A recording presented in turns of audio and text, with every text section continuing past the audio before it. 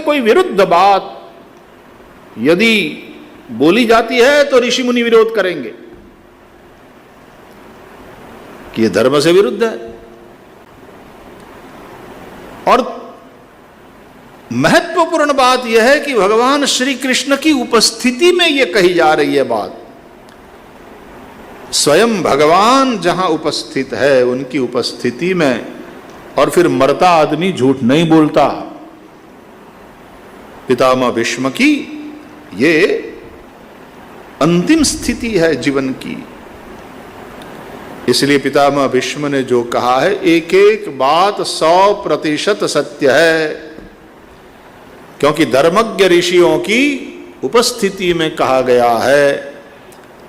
स्वयं धर्म के ज्ञाता वक्ता प्रवक्ता और धर्म के अभिरक्षिता भगवान द्वारकानाथ प्रभु की उपस्थिति में कही गई बात है। और तीसरी बात कि ऐसा अनुभवी व्यक्ति, ऐसा अनुभवी महापुरुष और फिर मरने वाला झूठ नहीं बोलता।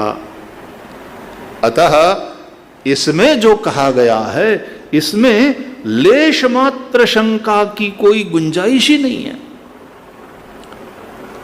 अतः विष्णु सहस्त्र नाम में हमारी बड़ी श्रद्धा है। और आद्य शंकराचार्य भगवान ने भी कह दिया, गेयम गीता नाम सहस्रम ध्येयम श्रीपति रूपमजस्रम नेयम सज्जन संगे चित्तम देयम दीन जनाय च वित्तम। तो गेयम गीता और नाम सहस्रम,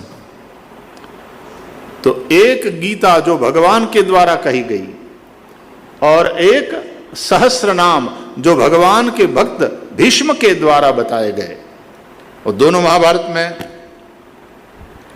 तो दोनों का कितना ज्यादा महत्व है कि आद्य शंकराचार्य भगवान कहते हैं गेयम गाने योग्य ये दो है, गीता नाम सहस्रम।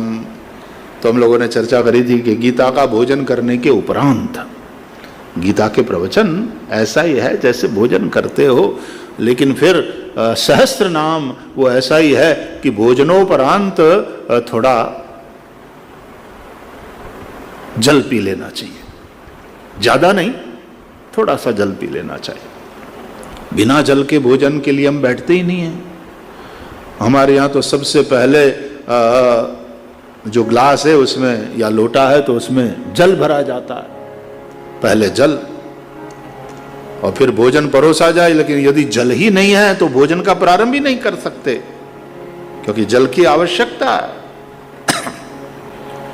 तो हम पाणीनी धारावाળી दही એમાં છાંટી બ્રહ્માર્પણ કરી અને પછી આચમન લઈ शिखा मोचनम कृत्वा, ये पहले पंचकवल करके आचमन लेकर शिखा मोचन करके और तब भोजन किया जाता है। हमारे एक संत पुनीत के शिष्य थे, बड़े अच्छे श्याम भगत। पुनीत महाराज के बड़े अच्छे आख्यानकार थे और गुजरात में एक समय उनका जमाना था और रात्रि व्याख्यान होते थे संत पुनीत महाराज के। हजारों की संख्या में लोग उन विभिन्न आख्यानों का आनंद लेते थे। और संत पुनीत स्वयं भी इतने अच्छे कवि, और उनके रचित पद, ये जो जय काना काड़ा प्रभु नटवर नंद लाला आरती गायत ने अपने, ये संत पुनीत ने रखेली छे। इसलिए नेति वेद पुकारे पुनीत शू गावे जय काना काड़ा। तो संत पुनीत की, और पूरी रामायण इस तरह से पद में लिखी है, भागवत लिखी है। मतलब वो जमाना था संत पुनीत का, हजारों की संख्या में, और रात्रि में लोग वो व्याख्यान सुनते और कई लोग भगवत अभिमुख हुए पुनीत महाराज के चलते। और उनके शिष्यों की पूरी एक लंबी फौज तैयार हो गई। तो उसमें राम भक्त भी थे, श्याम भक्त भी थे, नरहरि भक्त भी जी थे, और बहुत लंबी फौज थी। तो राम भक्त से कभी कभी मिलना होता था, उनके भी बड़े अच्छे अच्छे पद। और श्याम भक्त भी, वो तो कई कथाओं में साथ में भी रहे, श्याम बापा हम कहते थे। बड़ी उम्र हो गई थी उनकी भी, लेकिन कथाओं में साथ आते। वो बड़े विनोदी थे, राम भक्त भी बड़े विनोदी थे। तो सुबह 5:30 बजे जब उठते, हम जागते तो श्याम बापा को जगाते, बाबा जय श्री कृष्ण। तो हम टूकू पंच्यू પહેરીને સૂતા હોય, શરીર ખુલ્લું હોય તો ગોદડું બદડું અથવા તો શાલ આમ હટાવી બેઠા થઈ, પછી એના સોડા વોટરની બાટલીના તળિયાના કાચ જેવા જાડા કાચના ચશ્મા આમ ચડાવી અને પાછા અમદાવાદના હતા. કેટલા વાગ્યા ભાઈ પૂછે. એટલે એમ કહીએ ને કે બાપા 5:10 છે કે સવારના પોરમાં ખોટું બોલવાથી શરૂઆત કરવાની ભાઈ. અલ્યા 5:10 હોય કે 10:05 હોય. तो एक शुरुआती हमारी भोर सुबह विनोद से होती थी. श्याम बाबा की 2 पत्नियां थी. घर पे भी गए तो सबका बोले आ जूनी नो, आ नवी नो. इस तरह से परिचय करा. बड़े, और ये जो हम लोग पहले, आप लोगों को पता है कि कथा के अंत में, खास करके गुजरात में कथाएं होती थी गुजराती में, तो अंत में आश्रय के पद के रूप में हम तो वो गाते, प्रभु तारा शरणों मां अमने तू ले जे, करी ने दया भक्ति तारी तू दे जे. ये श्याम बापा का लिखा हुआ भजन. उसमें आता है ना अंत में, रसिक श्याम ना नाथ थई ने सुकानी, आ नैया किनारे लगावी तू दे जे. सुर दो वो वाला जरा एक बार याद कर ले. प्रभु तारा शरणों मां हमने तू ले जे. प्रभु तारा शरणों हमने तू ले जे. करीने दया भक्ति तारी तू दे जे. करीने दया भक्ति तारी तू दे जे. प्रभु तारा शरणों हमने तू ले जे. प्रभु तारा चरणों हमने तू ले जे.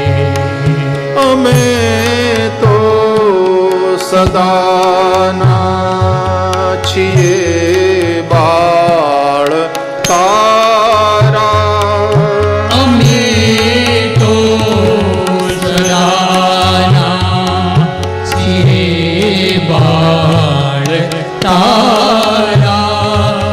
कदी नाथ अवगुण न जोशो हमारा.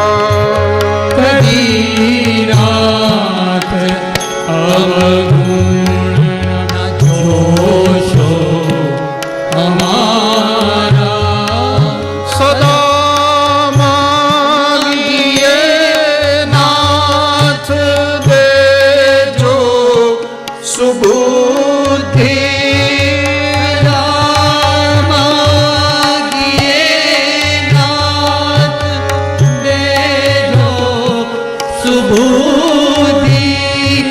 विनंती अमारी छे उरमा तू ले जे.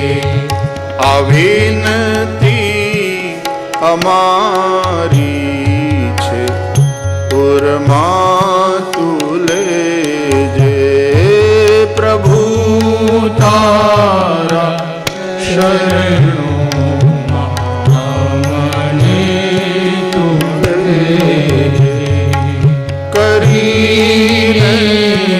दया भक्ति तारी तू दे जे.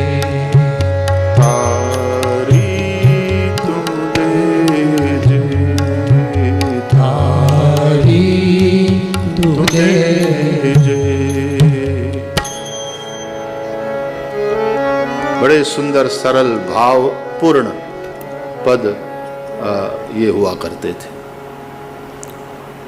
तो मैं क्या कह रहा था उसमें से पुनीत महाराज को हम लोगों ने याद किया। मदद करो, ये मत कहना वो आपकी आप जानो। ये हमारा दिमाग जो है ना वो थोड़ा जागरण ज़्यादा सह नहीं पाता है, थोड़ा फिर स्लो डाउन हो जाता है। यदि खाना नहीं मिले तो चलेगा, दिमाग को सोना चाहिए। कल तो थोड़ी लंबी चौड़ी तपस्या हो गई, हमारी पीठ भी जवाब देने लगी, तो फिर वो फूल वाला हमारे सब गुरुजी लोग भी बड़े आइडियाबाज है, कुछ न कुछ नहीं। तो भाई श्री बोले ये इससे आशीर्वाद दीजिए, ठीक रहेगा, आपको बहुत ज़्यादा झुकना नहीं पड़ेगा। और बच्चों को भी बड़ा अच्छा लगा वो।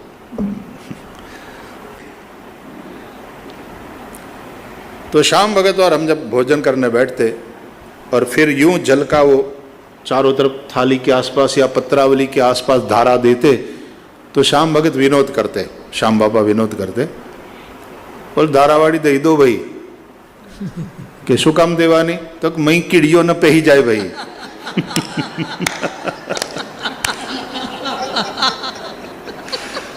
तो पहले एक सुरक्षा कवच बनाओ। तो हमारी बात क्या थी कि बिना जल के तो भोजन ही कैसे होएगा। न तो ठाकुर जी की आरती होती है बिना जल के भोजन भी नहीं है। तो भोजन के लिए जल तो चाहिए। तो यदि गीता का जो ज्ञान है, गीता का उपदेश है, वो वाला भोजन आप लोगों ने किया, तो फिर जलाचमन भी अंत में तो हस्त प्रक्षालनम समर्पयामि, मुख प्रक्षालनम समर्पयामि, मुखे आचमनीयम समर्पयामि, ये करना पड़ता है ना। तो जरा आचमन आपने नहीं किया तो फिर वो उच्छिष्ट है आपका मुंह।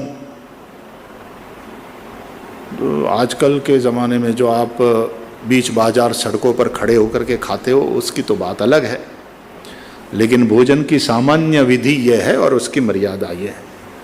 तो ये समझ लो आप कि भगवत गीता वो भोजन है, तो उसके साथ साथ विष्णु सहस्त्र नाम वाला जल भी थोड़ा सा आचमन कर लो। तो गेयम गीता और नाम सहस्रम, और दोनों महाभारत से संबंधित है। अच्छा, एक बात और समझ लेना चाहिए, और इसको हम बार बार हर सत्र में रिपीट करते हैं कि भगवान के 1000 नामों पर हम चिंतन तो कर रहे हैं, लेकिन ये नहीं समझना चाहिए कि भगवान के 1000 ही नाम है, 1001वां कोई नहीं, ऐसा नहीं है। नमोस्त्वनंताय सहस्रमूर्तये सहस्र पाद अक्षि शिरो उरु बाहवे। तो उसमें कहा सहस्र नाम ने पुरुषाय शाश्वते सहस्र कोटि युगधारिणे नमः। तो जिनके हजारों रूप है, हजारों नाम है, तो ये सहस्र का अर्थ वहां केवल 1000 ही नहीं करना है, हजारों। सहस्र नाम ने पुरुषाय शाश्वते, तो ये जो कुछ प्रगट अप्रगट है वो सब भगवान का ही रूप है। तो प्रगट में तो जितने भी रूप है सबके नाम है, कि भाई ये माइक है, तो ये एक कपड़ा है, कि भाई ये एक चौकी है, कि इसके ऊपर ये पोथी है, कि इसके ऊपर ये माला है, कि ये तुलसी है। जितना रूप है उनका उतना नाम है, और सभी रूप और सभी नाम देखा जाए तो परमात्मा के ही हैं। अतः हजारों ऐसा समझना है। तो उनमें से ये जो 1000 नाम विष्णु सहस्रनाम स्तोत्र के अंतर्गत है, यानि नामानि गौणानि विख्यातानि, तो गुण से युक्त, और प्रत्येक नाम के क्या अर्थ है वो समझेंगे। देखो, बिना अर्थ के हमारे यहाँ नाम नहीं होते। बिना अर्थ का नाम रखोगे तो जीवन में भी वो नाम निरर्थक हो जाएगा। आजकल जो नाम बच्चों के रख लिए जाते हैं, और फिर हम पूछते हैं बच्चों का नाम, और बच्चों की मम्मी बतलाती हो तो तुरंत हम पूछते हैं, अच्छा गूगल बुआ ने रखा है? क्योंकि आजकल गूगल बुआ नाम रखती है कि गूगल से पूछ लिया। और जो नाम कहते हैं अच्छा बेटा उसका अर्थ क्या है, तो वो जो अर्थ बतलाती है वो कहीं भी संस्कृत के अनुरूप होता ही नहीं है। तो खैर एक चलन चल पड़ा है बच्चों का नाम उस तरह से रखने का, लेकिन यानि नामानि गौणानि विख्यातानि महात्मनः, तो भगवान के एक एक नाम का तो अर्थ है, बिना अर्थ के कुछ नहीं है। तो हमने अब तक की यात्रा में, आप बताओ तो लास्ट कौन सा नाम हुआ था? वंशवर्धन। हाँ, वंशवर्धन, वंशवर्धन, वंशवर्धन, वहां तक पहुंचे थे।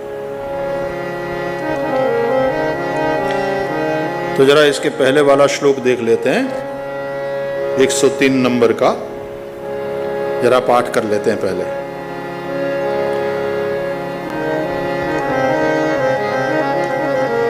अणुर्बृहत् कृशः स्थूलो, अणुबृहत् कृशः,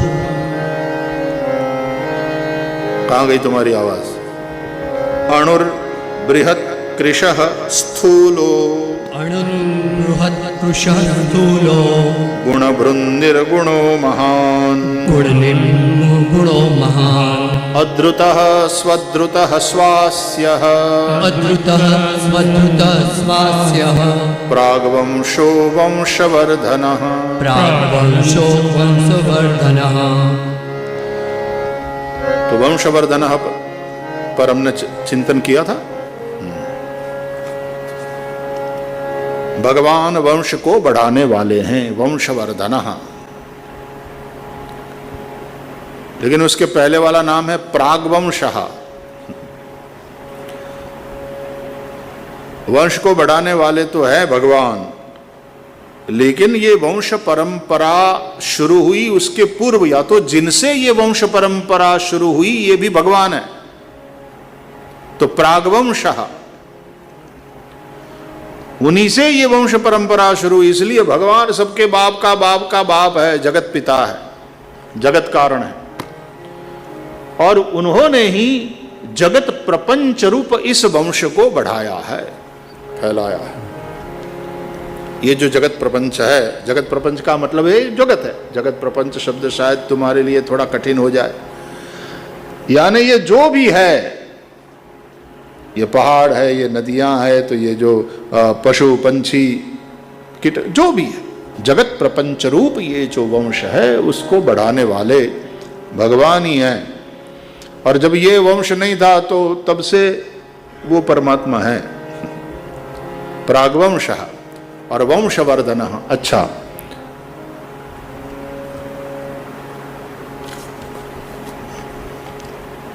जब अश्वत्थामा ने ब्रह्मास्त्र का प्रयोग किया उत्तरा के गर्भ को मिटाने के लिए,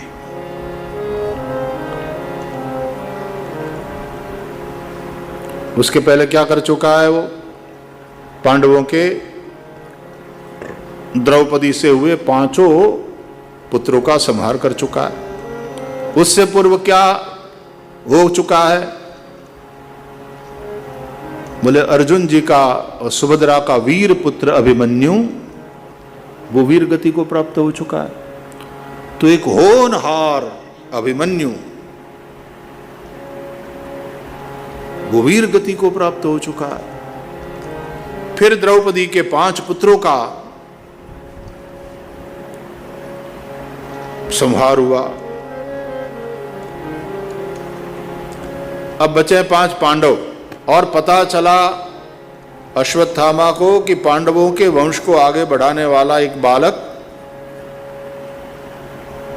शहीद हुए, वीर गति को प्राप्त हुए, वीर गति को प्राप्त हुए, ये हमारा शब्द है। तो उस अभिमन्यु की विधवा पत्नी उत्तरा के उदर में एक बालक है, तो उससे वंश चलेगा पांडवों का। इसलिए फिर अश्वत्थामा ने 5 पांडवों को मारने के लिए 5 बाण और उत्तरा के उस गर्भस्थ शिशु का नाश करने के लिए ब्रह्मास्त्र का प्रयोग किया।